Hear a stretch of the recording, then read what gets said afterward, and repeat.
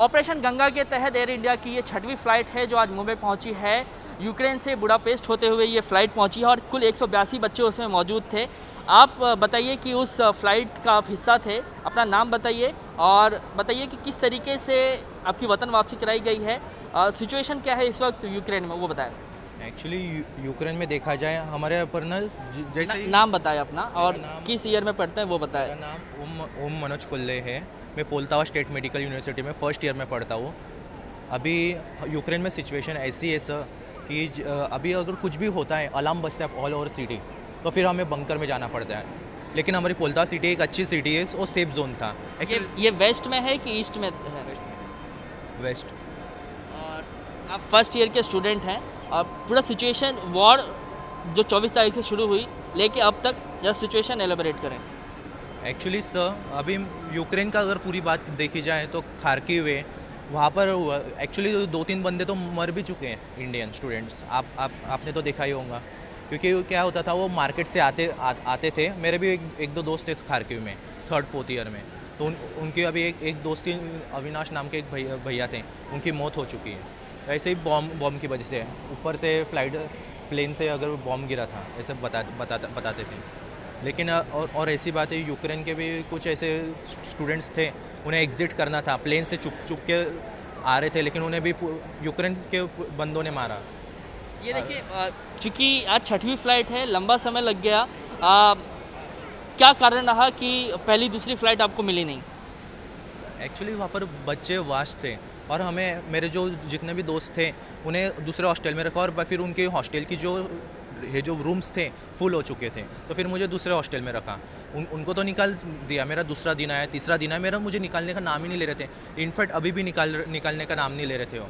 लेकिन ना मैंने फिर एक सर थे एम्बेसी में, मैंने उनसे बात की, उन्हें रिक्वेस्ट की कि मेरा कुछ कीजिए सर। मेरे मम्मी पापा मुंबई आए हुए, तो फिर उन्होंने बोला कि लीगली कुछ नहीं हो सकता। मैं ज़्यादा से ज़्यादा क्या कर सकता हूँ, मैं तुझे बताऊंगा परफेक्ट टाइम, अगर जगह मिलती है मुझे प्लेन में तो इमरजेंसी तभी कैब बुक कर और आ जा।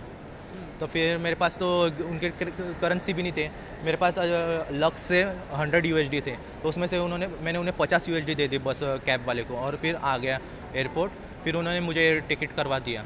अच्छा, ये बताइए कि क्या हुआ है कि यूक्रेन में परिस्थिति जो है अभी जो आप वजह से बता रहे हैं और हम सभी वैसा जान रहे हैं कि परिस्थिति जो है वो नाजुक है। और UNSC में हमने भारत जो यूक्रेन के समर्थन में हमने वोट नहीं किया, उसके बाद खबर ये थी कि वहाँ पे जो यूक्रेनियन है वो भारतीयों को प्रताड़ित कर रहे हैं। इस बात में कितनी सच्चाई है?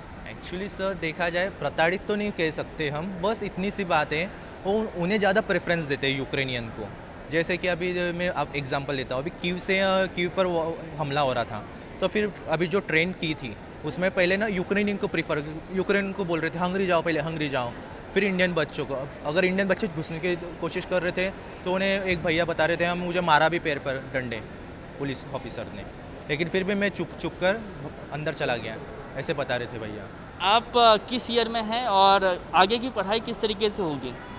अभी सर देखा, अभी मैं हंगरी में भी गया था, तो अभी जो मिनिस्टर थे हरदीप सिंह, उनका भी एक मैंने मैसेज पढ़ा ट्विटर पे ट्वीट, और पूरे यूरोप में जितने भी कंट्रीज हैं वो बोल रहे हैं जो तुम यूक्रेन के जितने भी इंडियन स्टूडेंट्स हैं उन्हें हम एडमिशन देते हैं, हम सब एक्सेप्ट कर रहे हैं, और अच्छे यूनिवर्सिटीज़ है सारे।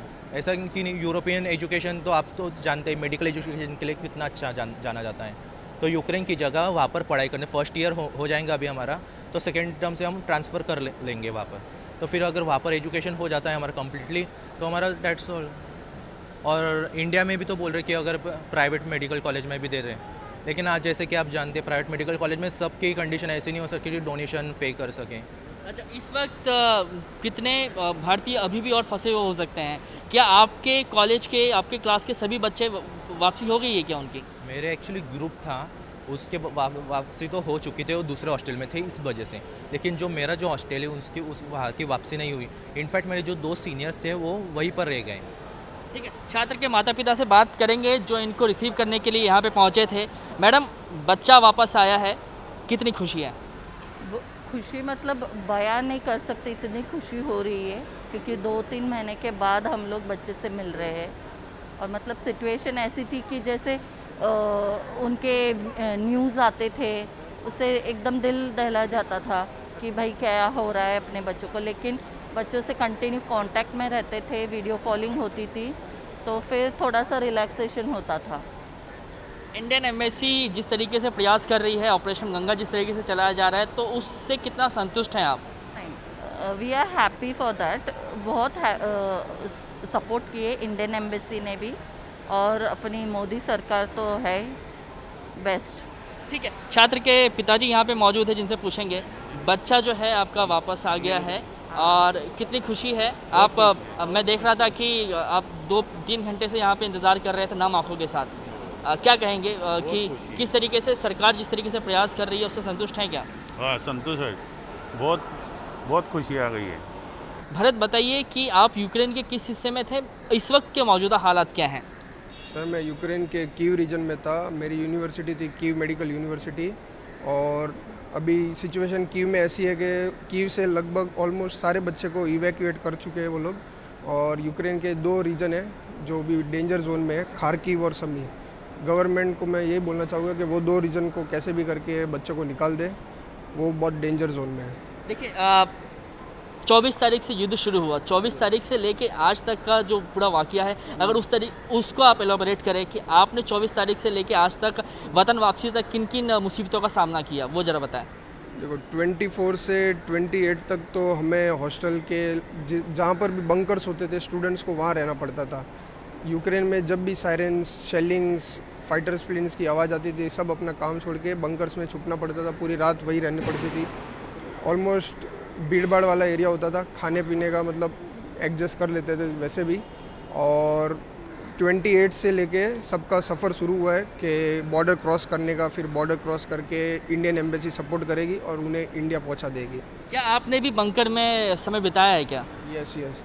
24 तारीख से, जिस दिन से पहली बार बॉम्ब ब्लास्ट ये सब होने लगे, उस दिन से सबको कंपलसरी था कि नीचे जाके ही रहना है बंकर्स में अपने सेफ्टी के लिए। वहाँ पे खाने पीने का किस तरीके से इंतज़ाम था, और एम्बेसी जो है युद्ध शुरू होने से लेके वतन वापसी तक एम्बेसी का किस तरीके से सपोर्ट मिला, वो ज़रा बताएं। देखो, एम्बेसी ऑफ इंडिया ने सपोर्ट किया है जब बॉर्डर क्रॉस करने के बाद। बॉर्डर हमें खुद करना था क्रॉस, कैसे भी करके बॉर्डर तक पहुंचना था, लेकिन उसके बाद जो भी है वो उसने एम्बेसी ने संभाला है। इस बीच खाने पीने की कोई दिक्कत आई क्या? माता पिता से लगातार बातचीत हो रही थी क्या? हाँ, घर पे फ्रेंड से सबसे बातचीत हो रही थी। और खाने पीने का तो ये था कि सब मिल के ही शेयर कर रहे थे, क्योंकि अभी सुपरमार्केट सारे कीव में बंद हो चुके थे, कर्फ्यू लग चुका था, तो सब फ्रेंड्स मिल के शेयर कर रहे थे खाना। एक चीज़ मैं आपसे जानना चाहूँगा कि लगातार ये देखा गया कि यूएनएससी में हमने यूक्रेन के समर्थन में वोट नहीं किया, जिस वजह से अब खबरें ये भी आ रही थी कि भारतीय छात्र जो अभी फंसे हुए हैं वहाँ पर, उनको मारा जा रहा है, प्रताड़ित किया जा रहा है। क्या इस तरीके का वाक़या आप लोगों के साथ हुआ क्या? यूक्रेनियन ने आप लोगों को परेशान किया है क्या? नहीं, यूक्रेनियन पीपल्स बहुत ज़्यादा सपोर्ट किए। जैसे इंडियंस को उन्होंने लवीव स्टेशन पे जितने भी यात्री आ रहे थे वहाँ पर, उन सब के लिए खाना अरेंज करवाया था, चाहे वो इंडियंस हो, बाकी कंट्री के हो, खुद के कंट्री के हो, उन सब के लिए। ऐसे कुछ नहीं है, सपोर्टर्स है। एक लास्ट सवाल आपसे कि इस वक्त आप किस ईयर में पढ़ते हैं, आगे की पढ़ाई किस तरीके से होगी? अभी मैं 2nd ईयर में हूँ।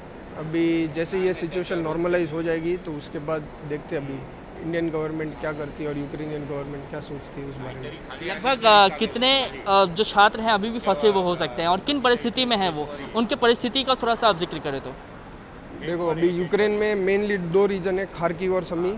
मोस्ट ऑफ द स्टूडेंट्स वही फंसे हुए हैं और उनकी भी स्थिति यही है कि वो अभी फ़िलहाल बंकर्स में है। और मेन तो है खाने का ही, क्योंकि अभी भी सुपरमार्केट सारे बंद है और स्टॉक्स ऑलमोस्ट सब जगह ख़त्म हो चुका है ये ऐसी कंडीशंस में।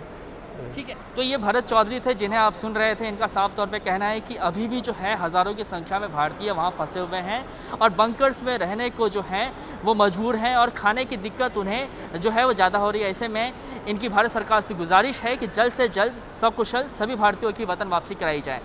कैमरामैन जावेद के साथ कृष्णा ठाकुर, ABP न्यूज़, मुंबई।